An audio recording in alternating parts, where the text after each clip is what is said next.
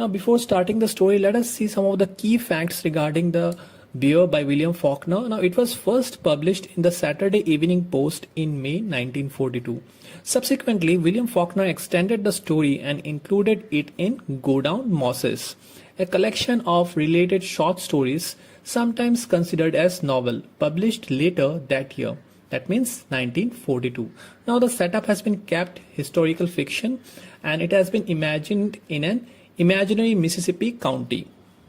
Now the story starts at the fall of 1877, where it is shown that the central protagonist Isaac McCaslin, who is 10 years old, is joining his cousin McCaslin Edmonds, who is 16 years old and who happens to be the second cousin and also the supervisor and the guardian of Isaac after the demise of Isaac's parents. Now both of them joins for an annual hunting trip. Now this trip was hosted by McCaslin's friend Major D. Spain in a wooded area known as the Big Bottom. Now following, it was shown that Isaac was under the guidance of a person named Sam Fathers, who happens to be the son of Chickasaw chief and a black woman and is an elderly woodsman. Now this person is very experienced and he takes Isaac under his guidance, and Isaac also showed a reverence for nature. That means he felt a connection towards nature.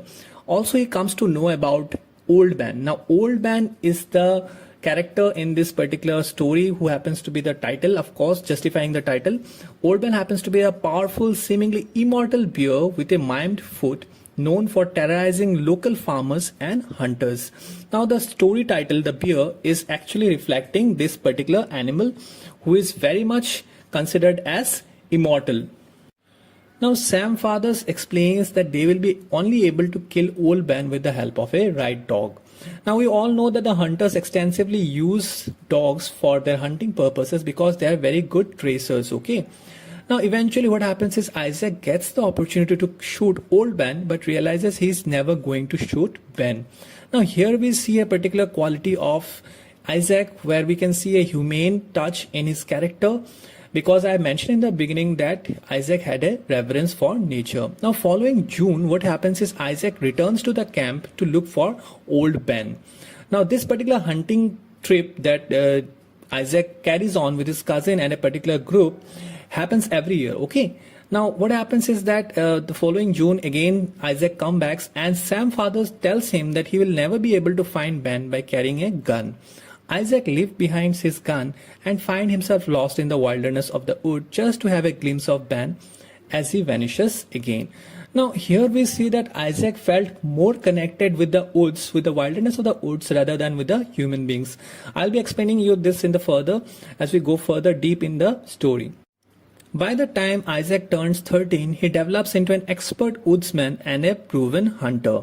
Together with Sam Fathers and a foolishly brave dog, they ambush Ben. But Isaac rushes to save the dog instead of shooting Old Ben. Now here we see that Isaac by this time has already encountered Ben several times, a couple of times now, but each time he has failed to either shoot Old Ben or he has refused to shoot the bear.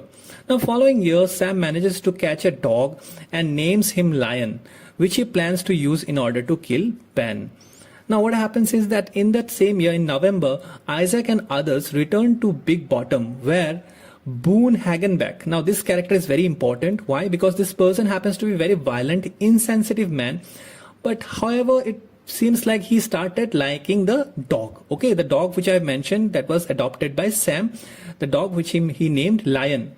He even allows the dog to sleep on his bed. Following year, Lion confronts Old Ben, but the bear manages to escape again after Boone misses several follow-up shots. Now we see that the bear that we are talking about is eventually able to escape again and again, and that's the very reason that why it was called immortal by the locals. The following year, the hunt for Old Ben begins. Lion makes his annual run against Old Ben. And in this particular hunting trip, we see that several locals also join. And here we see that General Compsons insists Isaac to ride Catty. Now Catty happens to be the only mule who was unafraid to go near Ben. And in this particular hunting trip, what happens is that finally lion was able to confront old man. Now, when I say lion, don't confuse it with a real lion, because here we are talking about the dog which was actually captured by Sam and trained for this purpose. So lion catches on old man's throat while the bear claws at lion's stomach. Now, both the animals here involved each other in a deadly fight and they injure each other. Okay, now Boone, who had a sympathetic mindset for lion, ran for lion's defense, stabbing old man at from behind till it's dead. Lion dies after a few days and a lot of people attends lion's funeral. Now we see that in this particular part of the story, Sam also dies a few days later and Isaac and Boone bury Sam next to lion's grave. Now, after the death of Old Man, the narrative of the entire story shifts to Isaac's life. We see that Isaac was reluctant to accept his inheritance of the plantation. Now, the major reason behind this is that Isaac was disgusted by the actions of his father and his grandfather. And at this very young age and his tender age, it was shown that Isaac had a very mature mindset, and he despised the racial discrimination and slavery. Okay, the idea behind racial discrimination and slavery, which also happens to be the major themes of this particular story. Now, for instance, a particular story has been reflected in this short story about the grandfather of Isaac, who goes by the name Carruthers McCaslin. Now, this person had an illicit relationship with a slave girl by the name Eunice, who later on commits suicide. Now, these two people had a daughter who goes by the name Thomasina, and who was like the daughter of Eunice and Carruthers McCaslin. Now, this person, Carruthers McCaslin, who is Isaac's grandfather, also had a relationship with his daughter. Now, how disgusting that feels. And eventually what happens is, like, with his daughter, he has one more son by the name Terrell. Now, eventually Carruthers does what? In his will, he writes $1,000 as an inheritance which has to be paid by Terrell by his future generation. Now, after knowing the misdeeds of his grandfather, Isaac decides that he will not only be paying Terrell, the son of Thomasina and Carruthers McCaslin, but also the children of Terrell. He eventually happens to locate few of them, and we see that in the novel, Terrell has two sons and a daughter. The two sons were by the name Jim and Lucas, and the daughter was happily married somewhere else, and she was living with her husband. The name of the daughter was Shophonsiba. When Isaac turned 21, he becomes eligible to inherit the family plantation, but he refuses to accept it. For Isaac, land ownership and slavery are both cause and evidence of a curse upon the land. Isaac also argues that black people will be superior than the white in the near future, but his cousin McCaslin refuses it, and because he does not share the same opinion, and we can see a hint of racial discrimination in his behavior. Eventually, Isaac rents a room in Jefferson and goes into business with a carpenter. He even marries the daughter of his partner. Now, once married, Isaac's wife insists Isaac to reclaim his inheritance, but he refuses.